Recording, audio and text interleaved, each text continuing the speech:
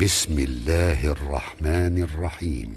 آمن الرسول بما أنزل إليه من ربه والمؤمنون كل آمن بالله وملائكته وكتبه ورسله لا نفرق بين أحد من رسله وقالوا سمعنا وأطعنا غفرانك ربنا وإليك المصير.